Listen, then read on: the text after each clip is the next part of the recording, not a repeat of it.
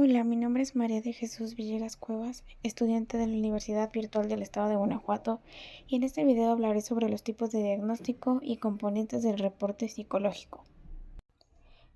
Para introducirnos un poco, como menciona Campos, sin fecha, un paciente que acude con un psicólogo o psicóloga para una consulta se ve en la mayoría de los casos impulsado por un deseo de ayuda, es decir, el diagnóstico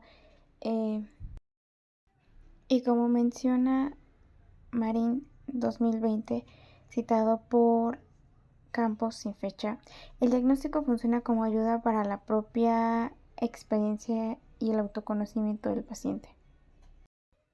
Entonces podemos decir que el diagnóstico realmente implica obtener conocimiento mediante un seguimiento o un proceso. Pues se puede decir que no es una etiqueta, sino más bien un conjunto de actividades en el cual se evalúa y sirve para poder entender qué pasa con el paciente. De igual manera, el diagnóstico pues no solo recolecta datos, más bien es un conocimiento que tiene fundamentos científicos y surgen a partir de la analización, la experiencia y el uso de instrumentos. Bien, ahora mencionaré los 4 tipos de diagnóstico que son el diagnóstico intuitivo, el diagnóstico diferencial, el diagnóstico inductivo y el diagnóstico hipotético. Empezaremos con el diagnóstico intuitivo. Bueno, para este primer diagnóstico que es el intuitivo, pues más que nada se refiere cuando el psicólogo ya tiene mucha experiencia, solamente con ver a su paciente, como que empieza como a intuir, a como pensar que más o menos qué es lo que puede tener. Eh, Asocia de manera rápida a lo que observa.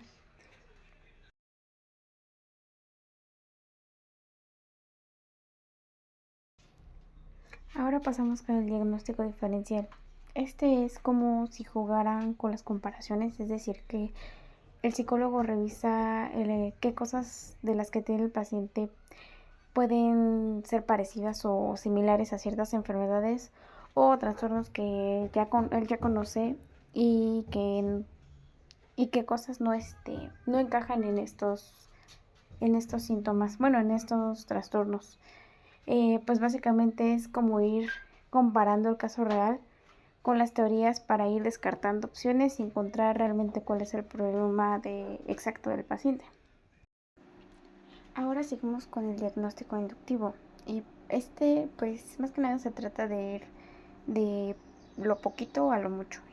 Para esto el profesional, es decir, el psicólogo, revisa cada síntoma y cada señal que tiene el paciente por separado, uno por uno, para que al final va juntando todo esto y pues va viendo más o menos que a lo que se acerca a qué diagnóstico, bueno, trastorno es lo que tiene el paciente. Bueno, finalmente tenemos el diagnóstico hipotético, que este es básicamente cuando el psicólogo se podría decir que todavía no está muy seguro de lo que tiene el paciente y lo que hace es como una tipo apuesta, pues se basa en lo que ve en el paciente y en la experiencia que él tiene y realiza una hipótesis eh, sobre qué es lo que podría tener. Eh, es como, por ejemplo, decir, posiblemente tenga esto. Y ya luego con las herramientas y todo el procedimiento confirma o descarta o realiza más pruebas. Bueno, para finalizar este video voy a realizar lo que es un ejemplo de un informe psicológico para poder entender un poquito más en qué se basa y todas las partes que conlleva para realizarlo. Para esto nos vamos a ayudar en base a un genograma.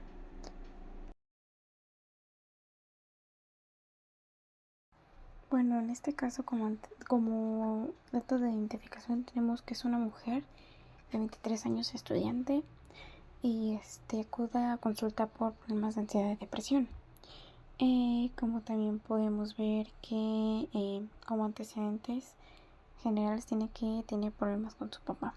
Bueno, en el genograma podemos ver que de su familia paterna, es decir, de sus abuelos paternos, uno ya falleció, que es su abuelo paterno, y su abuela paterna sigue viva, teniendo 77 años de edad.